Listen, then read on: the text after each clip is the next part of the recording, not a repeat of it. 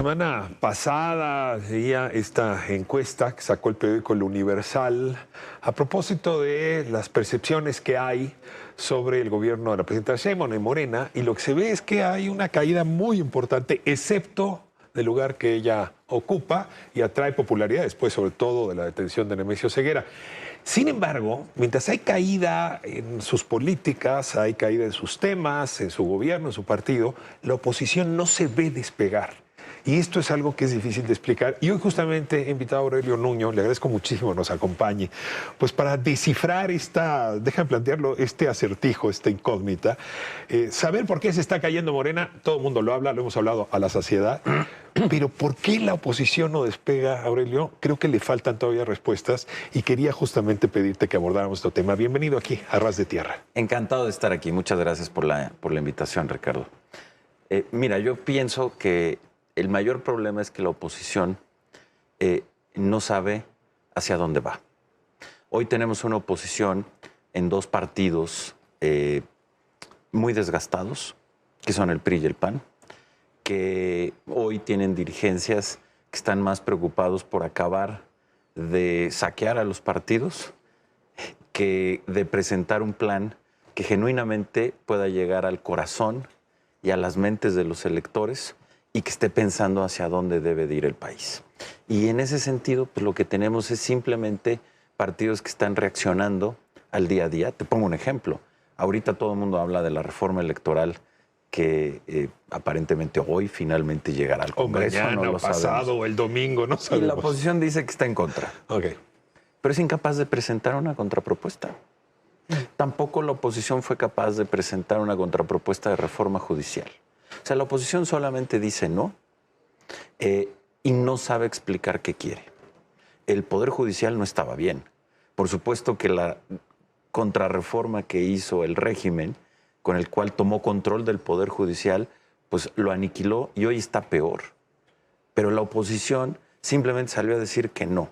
Y parecía que estaba protegiendo algo, un Poder Judicial que tenía muchos problemas, que tenía algunas virtudes como que era independiente, pero fue incapaz de organizarse, ni siquiera al interior de un partido, para decir, oigan, mi propuesta es esta. Y eso lo estamos viendo. Entonces yo creo que ese es el primer problema. Perdón si utilizo una metáfora que me traigo de la economía, pero me ayuda a hacerte la pregunta.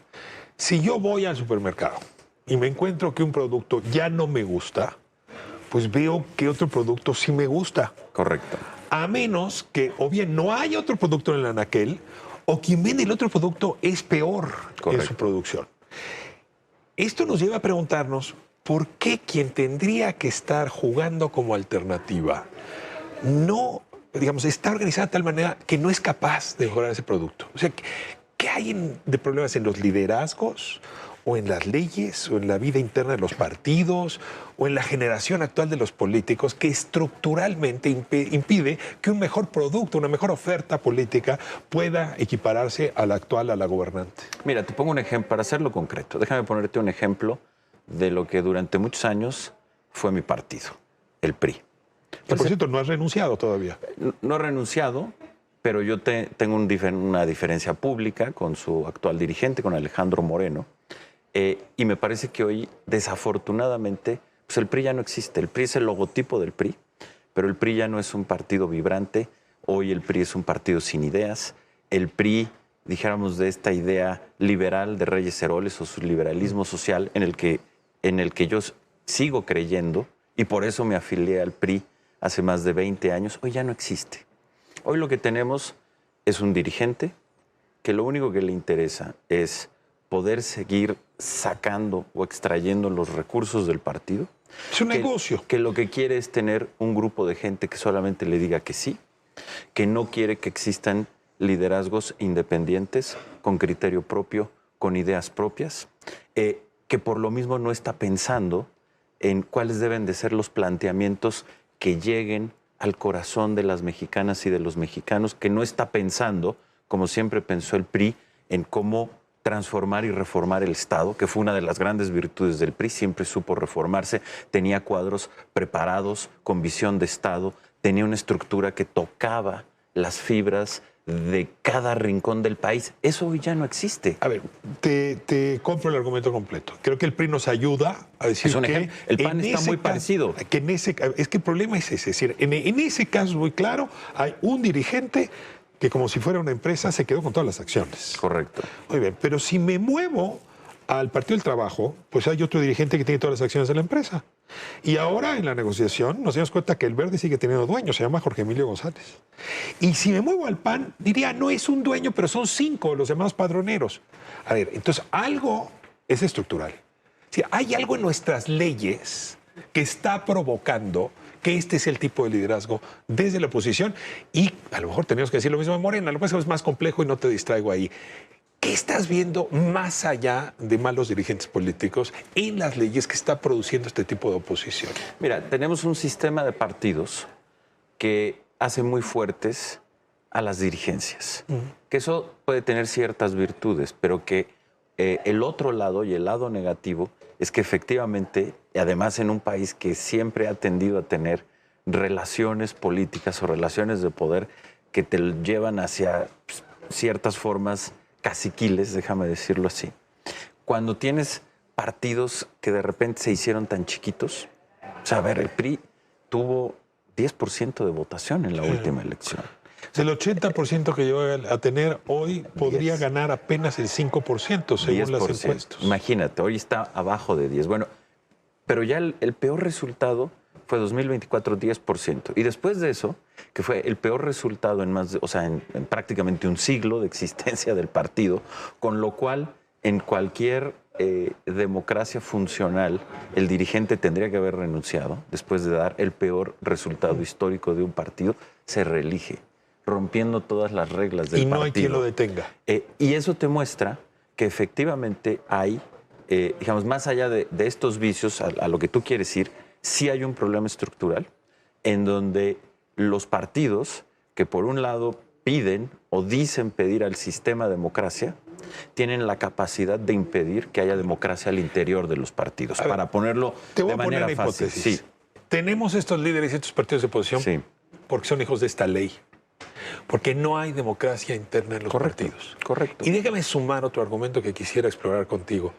Y porque no hay manera de formar un partido fácilmente. Porque hay un coto, ¿no? que impide que nuevas formaciones, nuevas expresiones se presenten y compitan y traten de superar a estos malos partidos. Sí, porque la legislación efectivamente, otra vez, protege mucho a los partidos y protege mucho a las dirigencias de los partidos.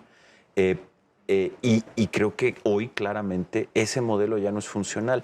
A lo mejor en algún momento, cuando estábamos en el proceso de la transición, en donde era importante tener partidos fuertes, sobre todo si te comparabas con el resto de América Latina. Perú, por ejemplo, uno de los problemas de Perú es que no puede tener partidos políticos. ¿No? O Venezuela. Pasó lo que pasó porque se acabó el sistema de partidos. Que los partidos tengan cierta solidez es importante. Lo que pasa... Por eso se protegieron. Así es, pero pues, la política cambia permanentemente y por eso las leyes electorales también cambian. Claramente hoy, algo que podría ser fantástico de una reforma electoral es que pasáramos a un mundo en donde los partidos genuinamente estuvieran obligados a tener democracia interna y que por el otro lado fuera mucho más sencillo poder crear nuevos partidos para tener un tema más abierto. Te pongo un ejemplo, tú lo conoces muy bien. Francia, Macron, que ya va a terminar. Pero Macron trabajaba en el gobierno del presidente Hollande, se da cuenta que el sistema en Francia hace muy difícil hacer reformas. ¿El Partido Socialista está muerto? Está muerto el Partido Socialista, él se sale del Partido Socialista y en menos de un año él hace su propio movimiento, su propio partido y gana la presidencia. Y va por el segundo mandato. Eso en México, es lo normal. Sí, eso en México es imposible. Imposible. Tú no puedes hacer una candidatura a la presidencia en un año. Las reglas lo hacen imposible. De una época en que está habiendo cambios tan dramáticos en la política, no hablo solamente en México, requeríamos mayor flexibilidad. Ahora déjame entrarle a saco al tema de coyuntura. Sí. Si la oposición hiciera una propuesta de reforma electoral seria, no tendría que ser esta. Es decir, ¿cómo fortaleces a la oposición? Porque la presidenta Sheinbaum lo que les está diciendo, ¿saben qué? Como no son democráticos, y mi partido tampoco, va a hacer que los electores, ¿no?, definan quiénes van a ser sus candidatos, cosa que habría que dudar. Correcto. Pareciera una mala solución, una mala medicina a un problema mucho más grave. Por lo tanto, te pregunto, ¿cómo estás viendo ese tema, concretamente el de la representación proporcional como medicina para democratizar la vida de los partidos? Pues mira, la reforma electoral, por lo que sabemos que ha presentado la presidenta, creo que tiene muchos problemas. Ahora, ¿cómo está presentando la nueva distribución de diputados de representación proporcional? A mí no me parece tan mal, la verdad. No creo que vaya a solucionar este problema porque al final del día las candidaturas siguen dependiendo exclusivamente de las dirigencias, pero por lo menos da un poco más de libertad de cómo se tienen que acomodar. Yo no creo que ese sea el principal problema con la reforma. Yo creo que la reforma tiene el problema de desaparecer la representación proporcional en el Senado, tiene el problema de desaparecer el PREP, que generaría Parece que yo ya anunciaron que no va a desaparecer. Ojalá, vamos a ver qué es lo que presentan. Pero en cualquier caso, la reforma tampoco resuelve este problema de fondo. Yo creo que una reforma que genuinamente pudiera resolver esto, pues es que hubiera una legislación que obligara a procesos democráticos al interior de los partidos, particularmente que no permitiera que las dirigencias tuvieran la última palabra en la definición de las candidaturas y que las reglas para generar partidos y candidaturas independientes fueran más flexibles. Aurelio, me queda una última pregunta. Sí. Tú eres un político profesional, además con suficiente juventud para imaginarte una carrera pues todavía por delante de manera importante. ¿Qué tienes pensado hacer? Si sigues en el PRI, y te lo pregunto en realidad como estuve preguntando, hay tantos otros políticas y políticos profesionales desde la oposición que hoy podrían trascender esta coyuntura y que están afuera del ruedo. ¿Se te ha ocurrido algo que presentar, que plantear en esa dirección? Mira, ¿o sigues mirando? No, por lo pronto, un esfuerzo que yo estoy haciendo es estar hablando sobre cómo tenemos que replantear el liberalismo. Yo soy un político liberal, siempre me he identificado con el liberalismo, dijéramos, universal y con el liberalismo particularmente de México, particularmente como lo planteó Reyes Heroles, un liberalismo igualitario, se diría en otros lugares. Y a mí me parece que en el mundo y en México el liberalismo está en crisis. O sea, estás trabajando la oferta, el producto antes que la plataforma. Porque yo creo que eso es fundamental. Parte de este problema es que falta una idea de cómo se tiene que replantear un modelo distinto al populismo. Entonces, las ideas y primero. Ese es el populismo. Primero las ideas, primero ¿y luego el planteamiento. las ruedas del carro? Bueno, ya sobre eso platicaremos, pero también hay algunas ideas. Ok. Entonces todo tú dices, su momento. estarían en fase. Ahora, ¿hay posibilidades de que surja un liderazgo por encima de esos partidos? Es decir, que pensando en Macron, presentas una idea y presentas una plataforma. ¿Es posible que supere este régimen y esta ley? Es posible, pero precisamente por lo cerrado que es, a diferencia de Francia, para seguir con ese ejemplo, pues es más complicado. O sea, es posible, pero es más complicado porque las propias reglas vuelven muy complicado que alguien con ideas, con planteamiento, con cierta fuerza, de repente se plante y pues por dónde entra, ¿no? Y te agradezco mucho y ojalá esta conversación pueda seguir aquí a Ras de